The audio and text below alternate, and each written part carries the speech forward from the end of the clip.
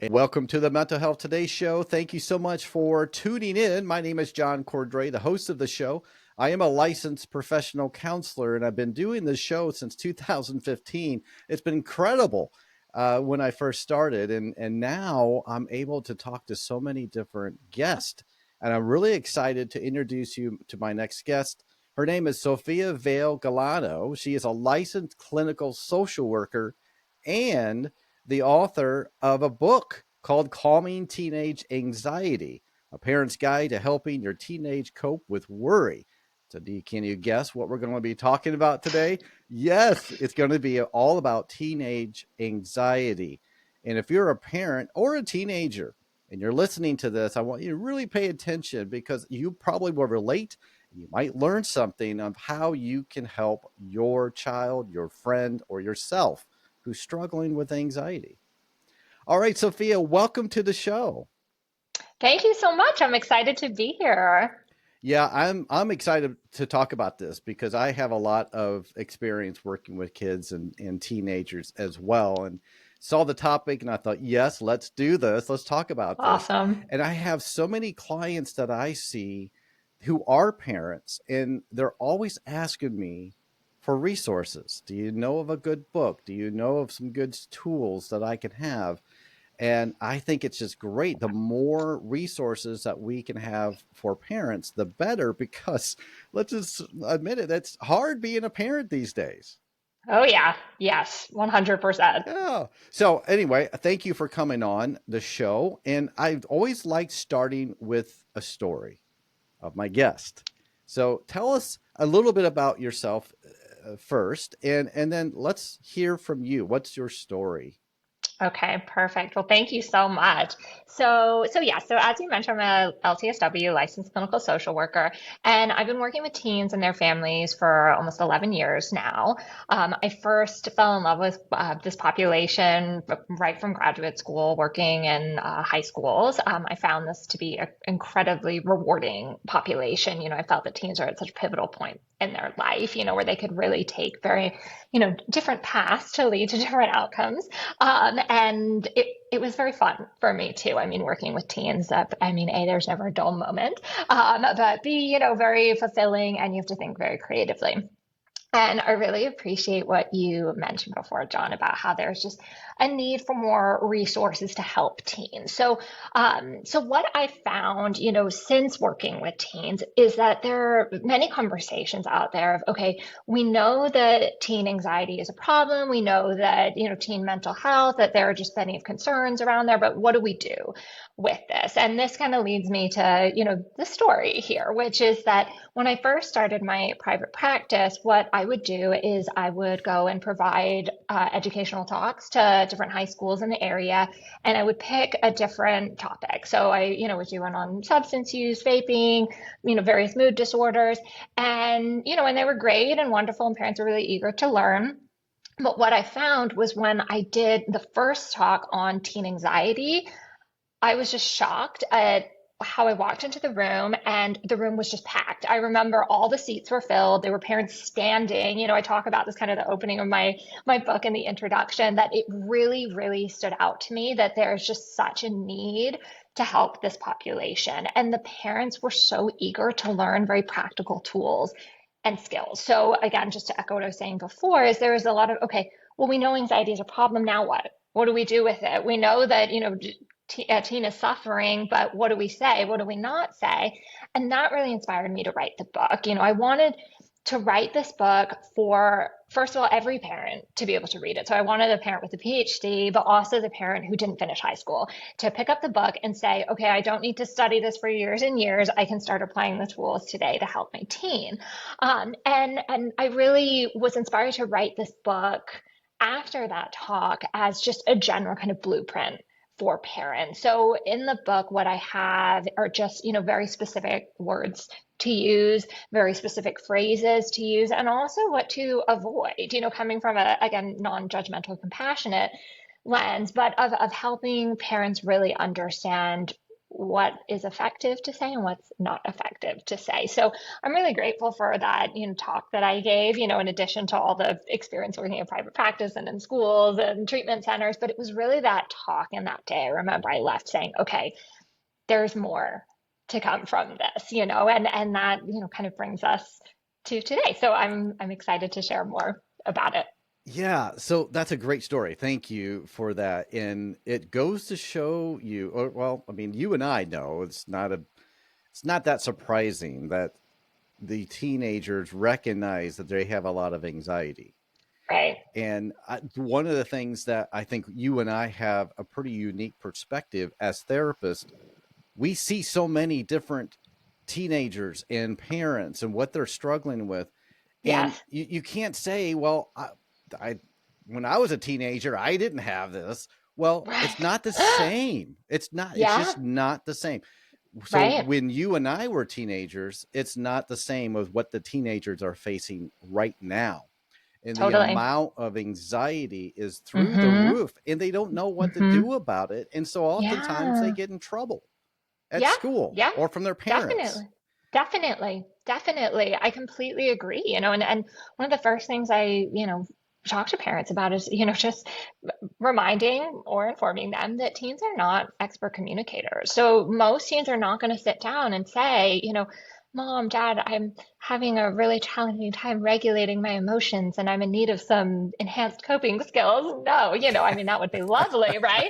I would say if there's a teen out there who speaks like that, send them to me because I'd love to meet them. Most of the time it is, it's kind of mass. It's, something, school avoidance or behavioral issues, or it's something that, a parent might not think is kind of your traditional symptom of anxiety here, because, to echo what you're saying, John, teens are living in a completely different world Yeah. than most parents, experiencing in their own adolescence. Right. And I think that's where a lot of parents that I have talked with, they'll say things like, well, I went through the same thing. I was a teenager. It was rough and hard for me. And I made it just fine. Why can't you get over it? And, Yeah. that's a mindset that's not helpful at all. Right. In fact, it Right. can make the anxiety worse.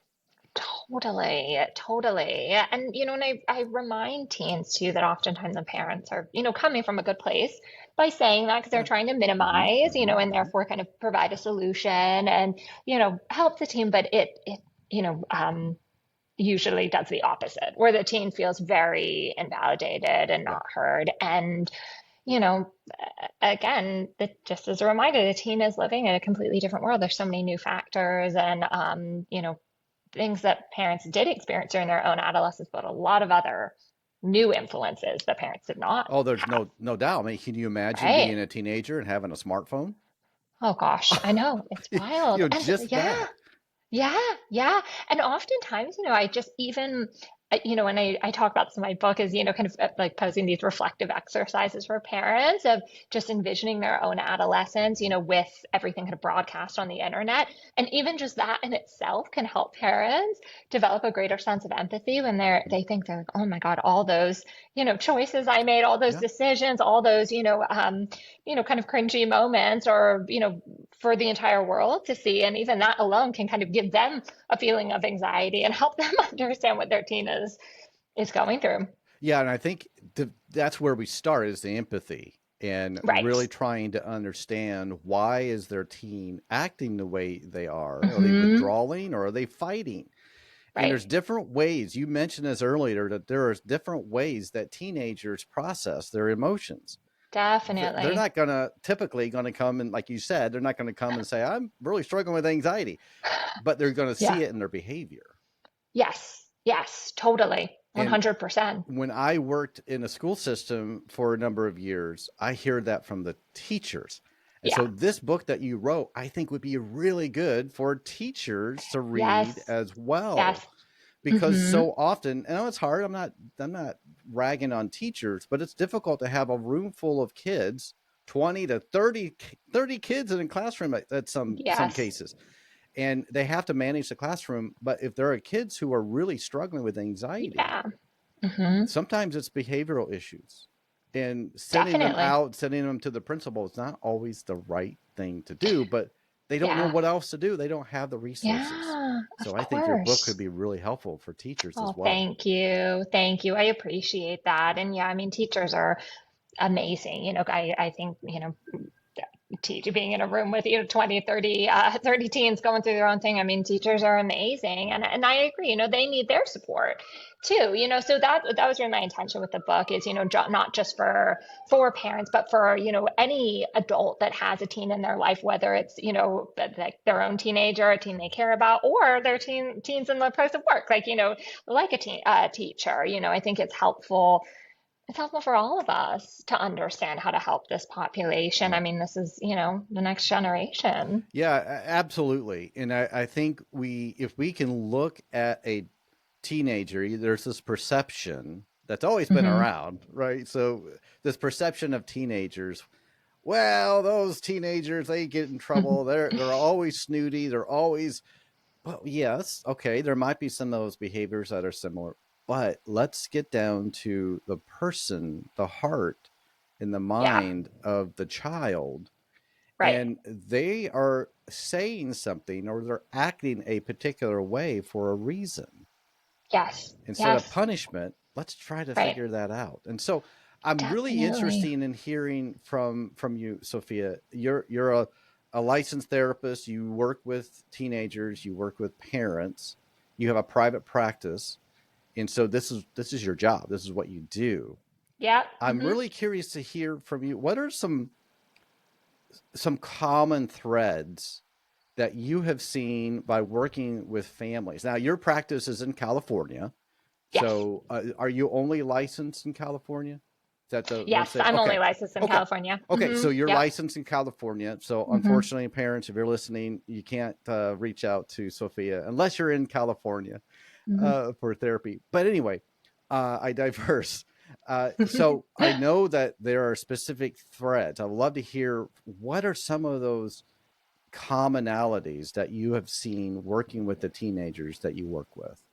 Yes, yes.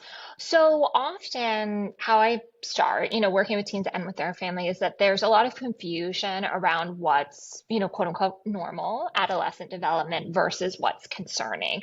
So often, I'll talk to parents about this, where they have, a teen and they say, hey, my teen is so angsty or so moody, or, they're really defiant. And hey, is this kind of standard behavior, or is this something that's, kind of more concerning?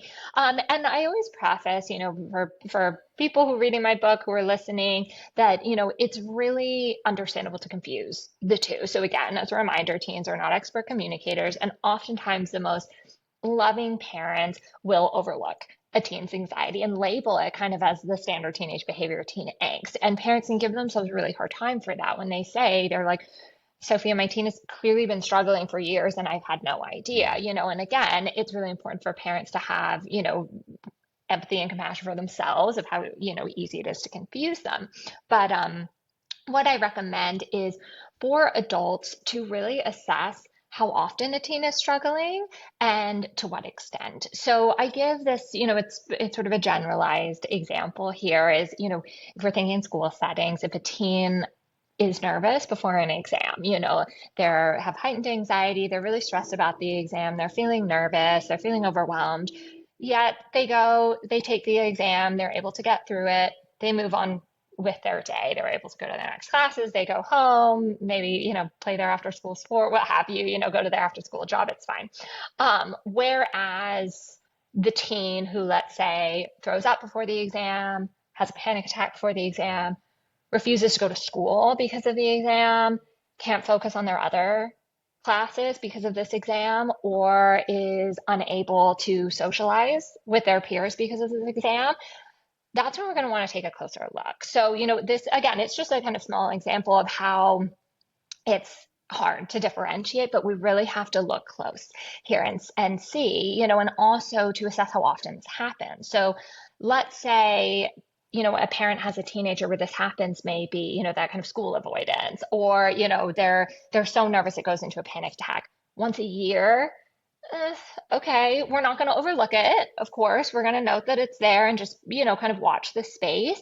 but we're going to take a different approach to the teen that this happens multiple times a month or multiple times a week, or even once a month. Like that is something that we're going to want to take a closer look here. Something like that isn't kind of the sort of standard teenage behavior. So I always encourage parents, even if their teen is younger. Let's say they have a teen that's around kind of the 13-year-old range, or even younger, like a preteen, and this hasn't happened, just to also be aware that this is what it might look like too. I'm a big advocate of also preventative care too. So for parents, if their teen is not struggling, just to kind of keep that example in mind, just to watch the space. And that can be very helpful, not just for the parent, but also for the teen. Yeah, I like that. Yeah, to be aware and not panic as a parent. Sure. Uh, Even if you are on the inside, it's yeah, okay. that's right. That's right. That's right. That's right. We're talking a lot about teenagers, but the parents of teenagers, there's a lot of anxiety with the parents as well Of because, course. they kind of, some parents get at their wits end and they don't know what to do. And maybe they're thinking of all the different things that they've tried and it's just not helping. And you Yeah, brought up school avoidance, and that's when a teenager refuses to go to school, right. not because they're just hate school, but it's because of the anxiety that's causing Yes. them. They may not be Yes. able to articulate that necessarily. Exactly. So Hmm. a parent is like, well, do I force my child to go to school and suffer there? Or do I let my child stay home and, Yeah. you know, maybe get bunch of tardies, and the school's going to figure Right. out what's going on here. And so Right. there is it's hard to know It's what so hard. to do. And so Totally. what would you say to that parent who's struggling Yes. with their parenting? Yes. Well, first of all, I want to normalize that struggle, that it is really, really challenging, and it's finding that balance here, and I talk a lot about this in the book that, oftentimes what I see as a therapist is kind of two extremes where I see the parent, that, and again, I want to preface these parents are doing their very best, but there's the parent who, kind of brushes the severity of it to the side and they say, no, no, no, go to school. Like, you're fine. This is teen anxiety. This is not teen anxiety. This is teen angst. Hmm. You just don't want to go to school and kind of overlooks it. And then I see the other side, which is a parent who has the tendency to maybe rescue a bit too much, or the enabling, where, they're constantly emailing the student's professors, teachers, saying, hey, Hmm. can I have can my teenager have an extension? Can my teen not take the test? Can my teen have X, Y, and Z? And what we're hoping to find is somewhere kind of in the middle here, and the way to also do that is for the parent to really sit down and have a conversation with their teen and to really, and it's difficult, but utilize this more inquisitive and curious approach to a conversation versus I want to try to fix and provide a solution for the teen's anxiety, and oftentimes the parents who are either brushing the teen's anxiety to the side or rescue and enabling the teen are providing an immediate solution, which we don't want to do Yeah. unless, of course, I always say this, there's an emergency. Of course, there are certain situations where, it is absolutely appropriate for a parent to intervene. This is kind of more of a general, what I'm speaking about is more general here. But of course, Hmm. if there's, severe substance use, self-harm, suicidal ideation, is going to be a different story. But, just going back to the example I posed, just like we want a parent to actually seek to learn versus to fix. Yeah. No, I like that. That's kind of a natural, I would say normal response for parents Yes, is of my course. child is hurting. I want to Yes, fix it. of course. But Of and course. so that makes sense. But Yeah, that's not ultimately what's going to totally. help. Totally. You want your Totally. child to learn the tools and work on it on themselves for themselves and apply it to their life, because in a few short years they're going to be getting out of the house on their Exactly. own, and they need Exactly. to develop the tools to help them cope with their 100%. anxiety. Yes, I so appreciate you saying that. And oftentimes that's, my work with parents is also, gently reminding them of that as we want, when the teen moves out, moves on and moves out, and that they feel confident navigating adulthood, and oftentimes the teens who, are more accustomed to a parent that's providing a solution or fixing or kind of jumping in these situations where maybe it's like not quite necessary. When they're out of the house, often they feel like a fish out of water. That's when they feel really anxious because they're like, wait, how do I navigate this on my own? It's uncharted territory. But I think you're, spot on, Sean, that it goes against our, instincts as parents to not provide a solution or fix. I mean, and a lot of my work with the teen is also helping the teen understand that when the parent does that, when the parent tries to fix and provide solution, is because they're coming from a loving place. So also for the teen to have empathy for the parent, that the parent Hmm. is coming from a place of concern, not I'm trying to just invalidate and say that, your feelings aren't, real at all. So, it's tricky for both the teen and for the parent. Well, it absolutely is. This is a very a lot of turmoil, even Yeah. for just a normal teenager that doesn't Right. have anxiety. Right. But add Totally. add Totally. add anxiety and perhaps some other comorbid symptoms like depression or some other Right. issues, Yes, that gets very difficult. And so definitely. learning for the parents to learn tools for them to cope as well and not Yes. not Yes. get angry at their child because that just makes things worse, Totally. but to Hmm. be able to equip parents. And that's what Yes. your guide that you wrote, your book that you wrote, is to help. It even says right in the title, a parent's guide to helping your teenage cope with worry. It doesn't say Hmm. fix, but Yeah. helps the teenager. So the parent can be a coach in a way Yes. to learn the Yes. skills themselves to be able to Hmm. help their child as well. Is that right? Is that what the Definitely. your intent? Exactly.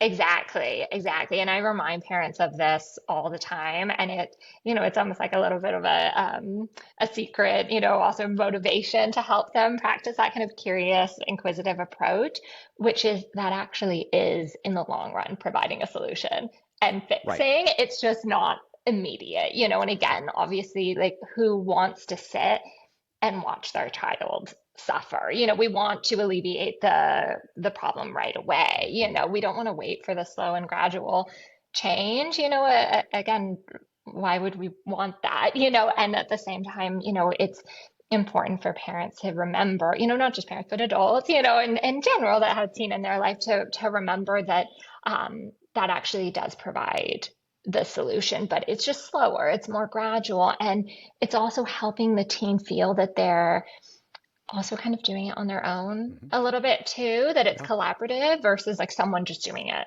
for them. It's really Mhm. important for teenagers to feel empowered and feel that, they have the independence here too. Yeah, absolutely. And for them to, that aha moment, you and I, we know what that is, right? When our clients really, it clicks. And it's Right. like, Hmm. oh yeah, this was why this tool is helpful. And so that's what we're hoping that the teenagers will learn. Like it opens their eyes that maybe the struggle that they're trying to work through, maybe it's a tool to help their thoughts not Hmm. ruminate on something. But if they have a tool to help them with that, then maybe Yep. the anxiety might go away or lessens Definitely. enough for them to Lesson. Yeah. go to school. So Totally. what I would like to do, just for a few minutes, if you don't mind, I'd like to kind of Yeah. take us a next step further. So we talked about teenagers with anxiety, struggling with anxiety. Maybe they don't want to go to school because of anxiety. But then there are teenagers that have really extreme anxiety Right. where Hmm. they can't go to school. The traditional school model is not helpful for Hmm. them. I know that you have experience and you've worked in residential. And so now Yes. we're talking a next level of help, kids who are Yes. really struggling. And Yes. what was your experience like working in residential with the kids? Yes. Yes. Um, Fascinating. That's a good word to describe it, as fascinating, also rewarding too. I mean, I think the thing with working in residential, it's you have kind of a mixed bag of what Hmm. people are going through. So, first of all, the most residential treatment centers I worked at, there was also a substance use component to it as well, Hmm. which is, also can be kind of best friends with the anxiety and depression, but, not for everyone. So there are, plenty of teens that are in there just for mental health. But that's why, I think a lot of the principles that can be applied with even treating teens with substance use disorders can be also applied to treating teens with anxiety and depression. Some of what I was mentioning before of just being mindful of, enabling and rescuing behaviors. But I also, and I also want to be mindful too that I live in California. There's definitely, and I live in Los Angeles. There's a very, open mentality surrounding mental health. Um, but I did think it was very uplifting to see that parents are supportive of their teenagers getting a higher level of care. And I talk about this in my book too, kind of the last sort of third of my book talks about when a teen needs more support versus like, just being at home chatting with the parents and for parents who, let's say, are checking all those boxes, like they're really monitoring their communication, their word choice, they're, really working to collaborate with their teen. They sort of are doing everything they can and their teen's just still struggling and Yeah. suffering of, okay, what's the next step? And for some teens, yes, it's, let's find a outpatient therapist that you go to once or twice a week. But that's not for everyone. Some teens really do benefit from more support, whether it's residential for a month, for 90 days, for 6 months, going to a different type of school. I've worked with a lot of students too where they will even take a step back from kind of, the traditional school system, like you mentioned, and they'll be doing kind of part-time school while doing an outpatient program. And I really encourage parents to be open and receptive to all different types of support and remembering that, teens are living in a different world. So this might not have felt right for the parent at that time, but, to remember that it's, the teen's process and journey. And that also support often doesn't look like just once a week Mm. therapy. It Right. might look like a higher level of care. Yeah. It might also look like working not even with a therapist. It might be doing more kind of group work or working with a coach or some sort of mentorship program like that.